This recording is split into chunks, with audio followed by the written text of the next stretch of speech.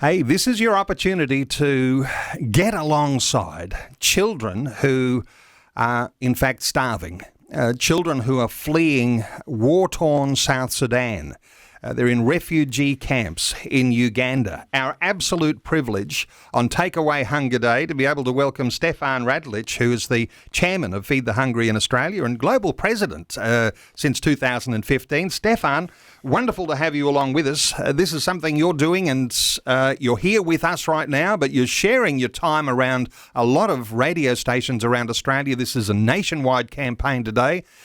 What is it that is driving you to be so passionate about Takeaway Hunger Day? Well, if we look around our beautiful studio here, someone did an amazing job of setting the mood, and we're seeing the faces of children who are in the Kiryandango resettlement camp, refugee camp in Uganda, South Sudanese kids, some Congolese kids, and they all have a smile on their face, and they all have a bowl in front of them, and they all look full and happy, and a full life feels good. So that's what drives us today. This is a much-anticipated, long-awaited day. A lot of folks around the world, especially in Uganda, have been praying for this event today across Australia, and the reality is every day, hundreds or perhaps thousands of children come into these refugee camps in Uganda, escaping the violence that is either in South Sudan, the Congo, or now Sudan proper since December of 2023, January of 2024. So these are new children coming across. The Kiryandango resettlement camp that we're kind of highlighting today is about 53 square miles, a little over 110,000 people there. Majority, 80+%, 84% women and children. And when they come, they are traumatized. They are absolutely filled with fear and anxiety. They don't know what's going to happen. They're in a foreign country, foreign culture, foreign people. And to be there, the Church of Jesus Christ, to be there with food and with prepared meals, especially serving them in schools, helps put these children back on track, and most importantly, allows them to taste and see that the Lord is good, and amazing, miraculous, wonderful, transformative things happen as they kind of stay in that environment. Yeah, amazing. I mean, Stefan, you mentioned they're escaping from violence, but it's not just violence, it's a war zone, isn't it?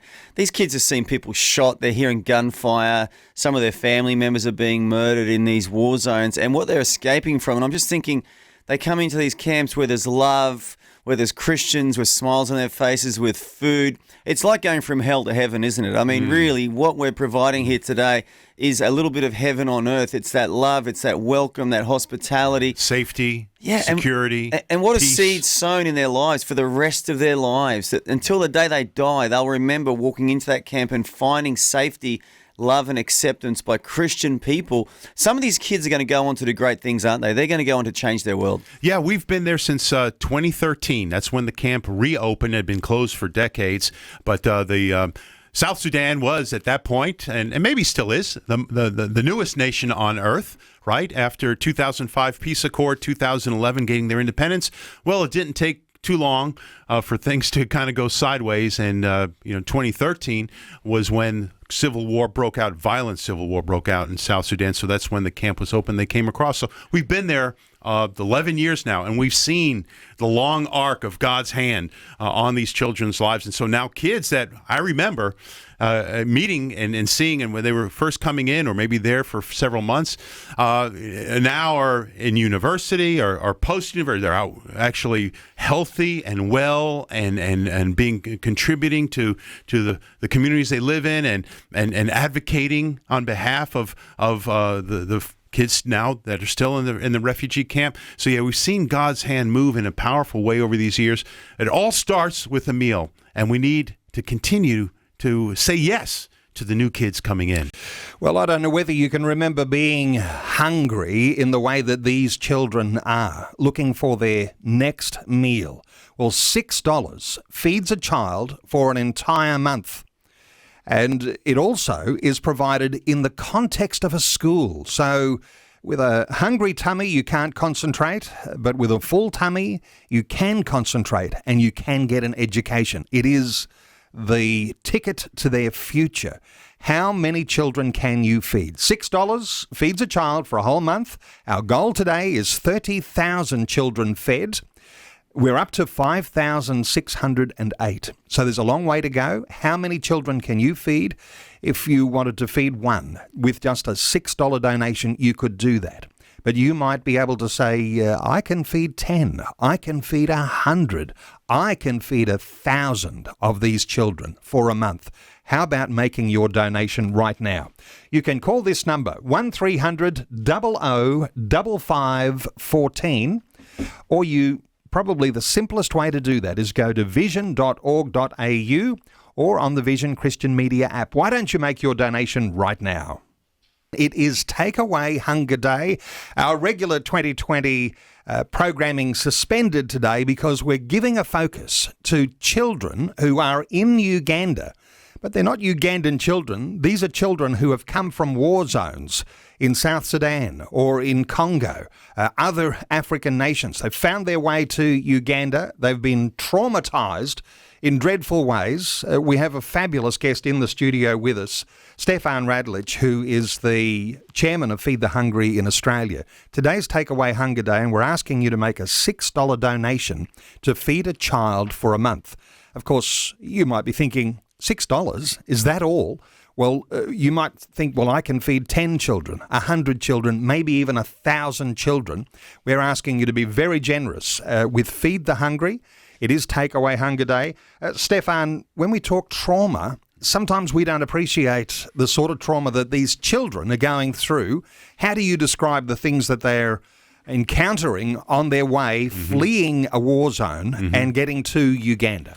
Yeah, it's incredibly violent. You know, every one of these children that we meet and we talk to, they have seen someone perish, die violently. They've seen villages burned. They know growing up in South Sudan that if you hear gunfire or you see army trucks or you see smoke coming up from the village, no matter what you're doing, where you are, just start to run. So if you're at school, you leave and go. If you're fetching water, you don't come back home. You don't try to find mom or dad. You just go and run.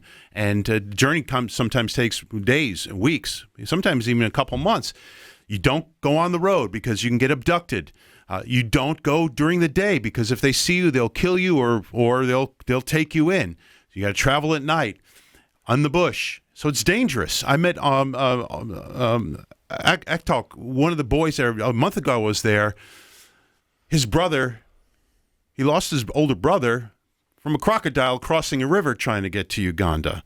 His mother died giving birth to a little sister. Both mother and the baby died. So then him and his older sister were the only ones left after the brother died to make their way. James said, you know, he saw his father shot in front of him. Maria, one of the things she revealed and shared, which just hits you like a ton of bricks, talking in the Kiryandongo camp, she said, I don't see dead bodies here every day. I don't hear gunfire.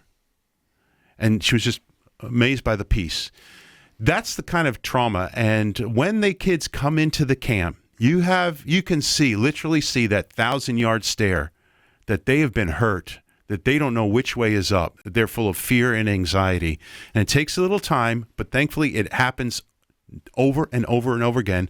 When they're in that environment in the refugee camp, there's people that are loving them. They know they can have something to eat. They don't have to try to figure out what to do to eat today or what to do so my little brother, my little sister, or these ones that I'm caring for can eat today. A calm settles in, and then healing takes place. And Violet, one of the young ladies, she said something to me that just touched me for life. After knowing her and meeting her and you know, several years, I asked her again, I said, Violet, what did it mean when you came to this camp? You think back, what did it mean to know that there was something to eat every day at school for you? What did that do for you?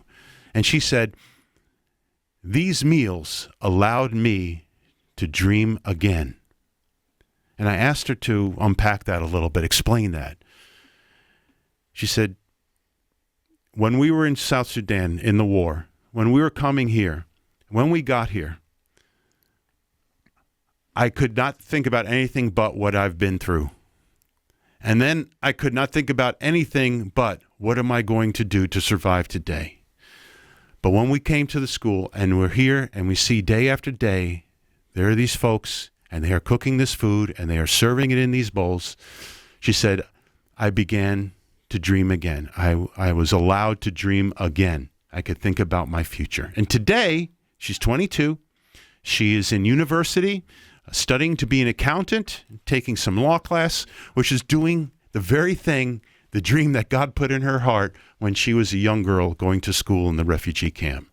Just amazing, amazing, Stefan. And I believe someone from one of these camps is now the president of Rwanda or somewhere, an African country. Yes, that's from the Rwanda camp, Paul Kagame, and that was obviously years and years and years ago. But he grew up as an orphan boy in the Rwanda resettlement camp, and he's been a very successful president in Rwanda for a number of terms now.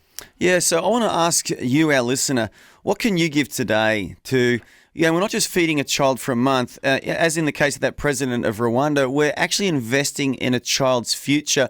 And in a broader sense, we're investing in the future of Africa because I guess it's not a silver lining, but one of the things about people who've been through this sort of trauma is that they can actually rebuild their lives with such an energy and just the determination to make the world a better place. And so by feeding these kids, we're actually going to help them make Africa a better place, make the world a better place. And for just $6 today, you can feed a child for a whole month. How many kids can you feed for a month? 10, 20, 30. You do the math. You know what you can afford. Like I said, maybe don't drink coffee for a month. Maybe just forgo something for a month. But for just $6 over the next month, you can feed a child for a whole month. How can you do that? Give us a call today. 1300 0055 14. That's 1300 0055 14. Or go to the Vision website, vision.org.au. Click on the banner. Today is all about us investing in the future of children's lives and, in a broader sense, the future of Africa. Give us a call today or go to our website.